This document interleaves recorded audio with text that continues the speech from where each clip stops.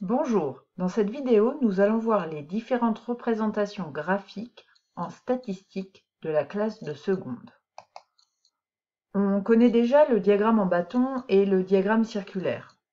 On peut également construire le nuage de points de la série. Le principe est simple.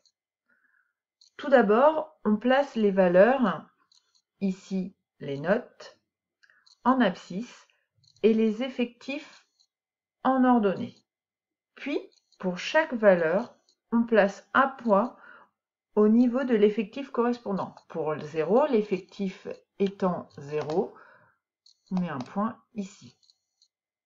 Pour 1, on a 4. Pour 2, on a également 4.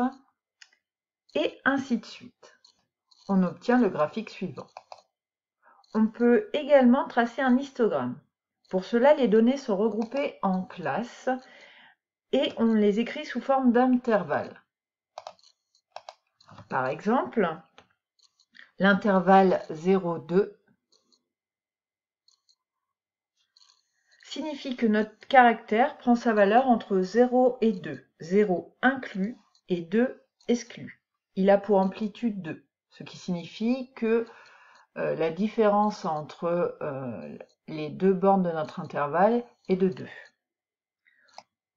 Pour l'intervalle 0,2, on s'intéresse donc aux élèves qui ont eu entre 0 et 2, 2 exclus.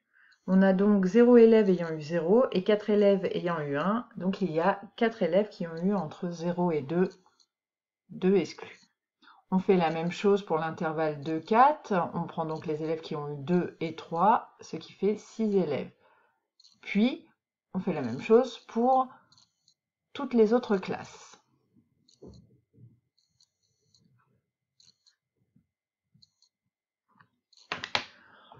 Ensuite, on trace pour chaque classe un rectangle.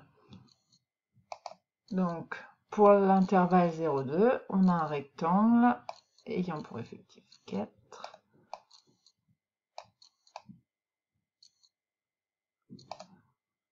Puis, pour 2, 4, on va jusqu'à 6.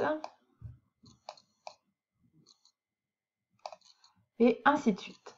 On obtient le graphique suivant. On remarque qu'ici, les effectifs sont en ordonnée. En effet, les classes ont toutes la même amplitude, ici 2. On dit que c'est un histogramme à pas constant. Lorsque le pas ou l'amplitude des classes n'est pas le même, on s'intéresse à l'aire des rectangles. Ceci sera l'objet d'une autre vidéo. Enfin, on peut également tracer la courbe des effectifs cumulés, ici croissant. On place pour chaque valeur correspondant un point à l'effectif. Donc l'effectif cumulé pour 0 est 0. Pour 1, on a 4.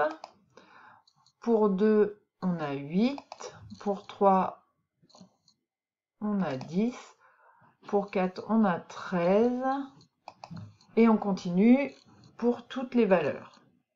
Puis on relie chacun des points à la règle.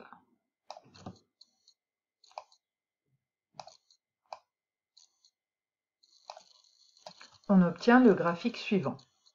Pour la courbe des fréquences cumulées ou polygone des fréquences cumulées, on procède de la même façon.